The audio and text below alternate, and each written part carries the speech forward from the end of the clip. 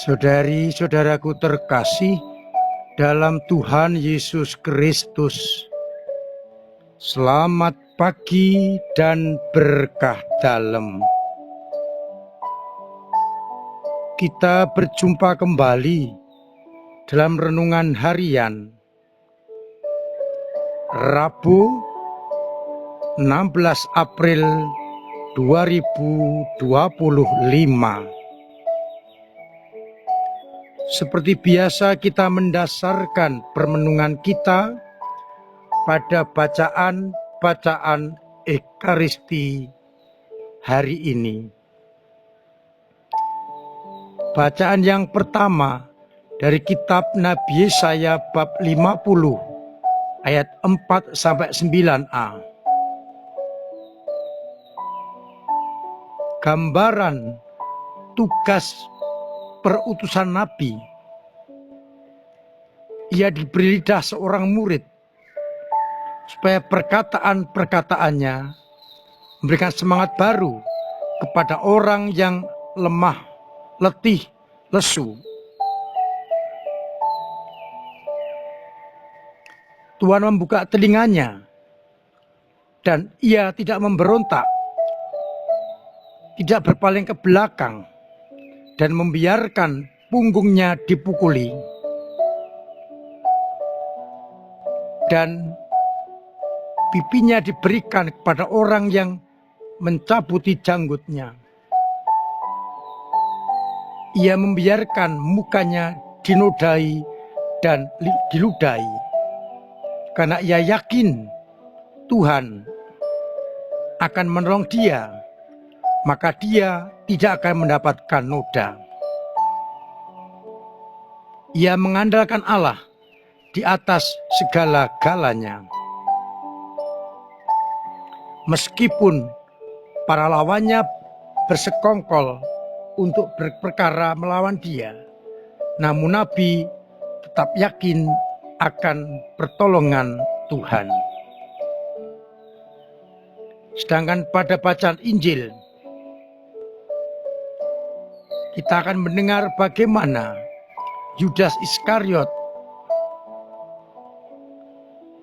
menemui para imam-imam kepala dan setelah mendapatkan imbalan 30 keping perak, ia mencari kesempatan untuk menyerahkan Yesus.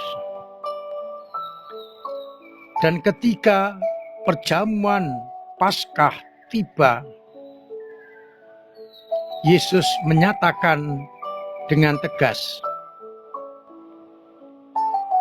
Anak manusia akan diserahkan ke tangan manusia, dan seorang di antara kamu akan menyerahkan aku. Maka mereka saling memandang, saling bertanya, siapakah orangnya? Maka mereka bertanya kepada Yesus, bukan aku ya Tuhan? Dan Yesus memberikan tanda-tanda. Dia yang bersama-sama dengan aku mencelupkan tangannya ke dalam pinggan ini, dialah yang akan menyerahkan anak manusia.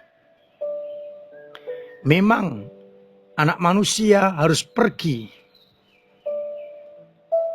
sesuai dengan nubuat kitab suci. Tapi celakalah orang yang olehnya anak manusia itu diserahkan. Lebih baik baginya jika ia tidak dilahirkan.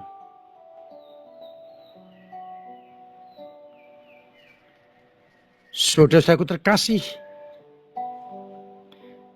bacaan yang pertama memberikan kekuatan kepada kita agar kita tidak takut dan tidak mundur meskipun tantangan menghadang. Nabi pun tidak mundur karena ia yakin Yahweh akan menolongnya.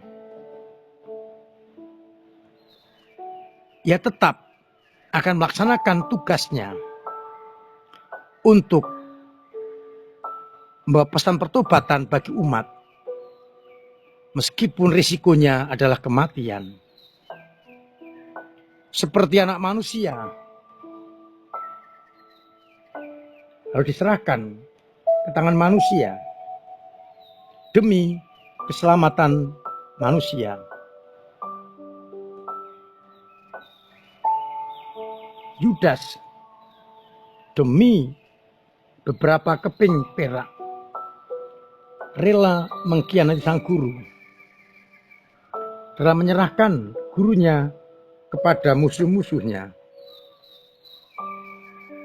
Yesus berpesan dan perlu kita cermati.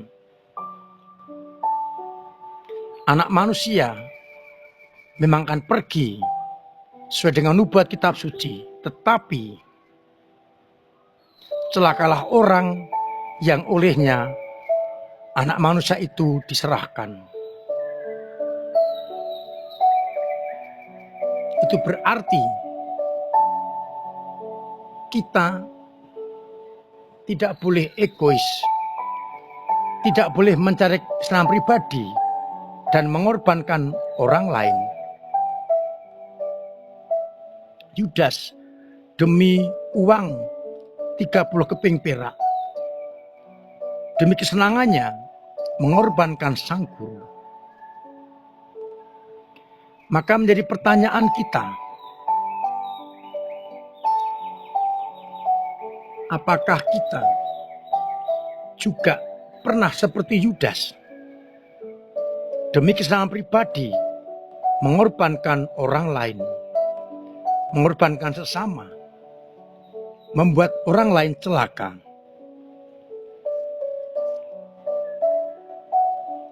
Kita yakin kalau kita mengandalkan Tuhan, kita akan mendapatkan keselamatan yang abadi. Semoga Yudas masa kini segera hilang,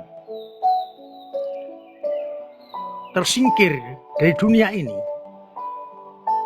diganti dengan semangat kenabian yang berani mengorbankan dirinya karena yakin Yahweh akan menolongnya. Sekarang ini banyak Yudas-Yudas yang ada di tengah kita, yang demi kepentingan pribadi mengorbankan sesamanya, mengorbankan orang lain. Kita mohon rahmat Allah agar semangat kenabian terus semakin bertambah dalam hidup kita, dan semangat Yudas semakin hilang dari tengah-tengah kita. Kita mulai dari kita sendiri, keluarga kita, masyarakat kita, agar akhirnya yang ada adalah semangat kasih. Kita mohon rahmat Allah agar kita dimampukan untuk konsekuen menjadi murid, memangku salib, menyangka diri, dan mengikuti Yesus. Mari kita tinggalkan sikap-sikap Yudas dalam hidup kita. Semoga hidup kita, karya-karya kita membawa orang pada sukacita dan bukan mengorbankan orang lain. Semoga akhirnya semangat Kristus yang rela diserahkan ke tangan manusia demi keselamatan dunia.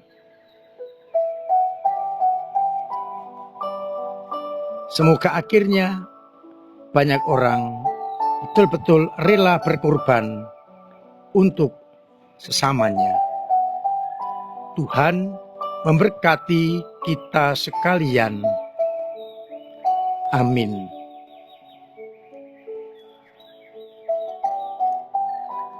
Marilah berdoa. Bapa yang penuh kasih, kami bersyukur atas sabda-Mu yang mengajak kami untuk memberikan keselamatan, kebahagiaan bagi sesama. Semoga dengan itu semua, banyak orang semakin mengerti kehendak-Mu, mengalami sukacita, dan Kau jauhkan dari semangat egoisme. Biarlah akhirnya semua orang akhirnya boleh menjadi murid-Mu, menyangka diri, memangku salib, dan mengikuti Engkau. Kuatkan iman kami yang kadang lemah, kadang jatuh, kadang mandek, bahkan kadang hilang. Semoga dengan bantuan rahmat-Mu, iman kami bertumbuh kembali.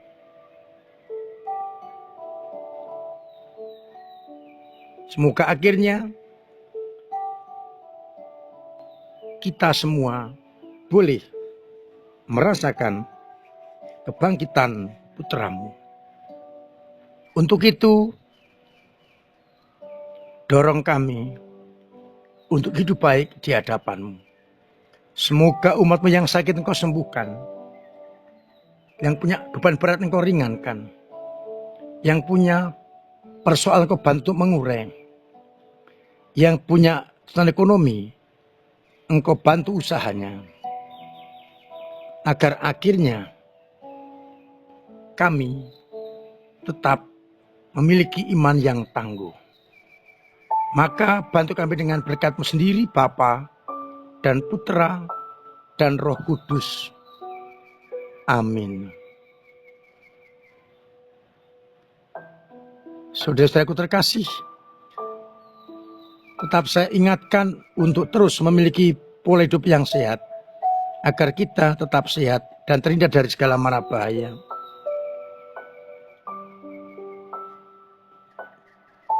Semoga kami semua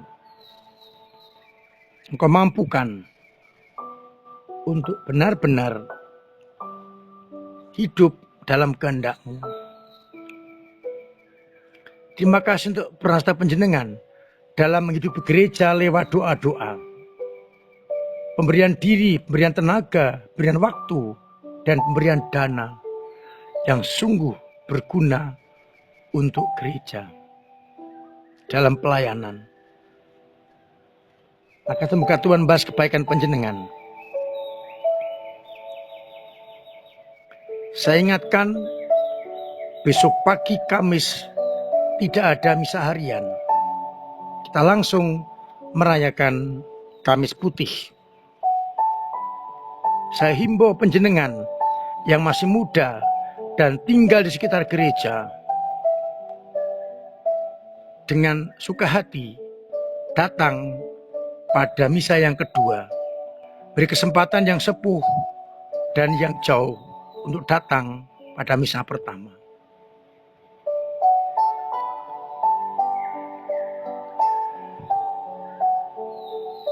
Akhirnya saya mengajak untuk terus merenungkan sabda Tuhan mengenai perjamuan terakhir, jalan salib, dan kebangkitan, agar kita semakin disiapkan untuk mengikuti Trihari Suci. Selamat pagi, selamat merenungkan, salam sehat, Tuhan memberkati.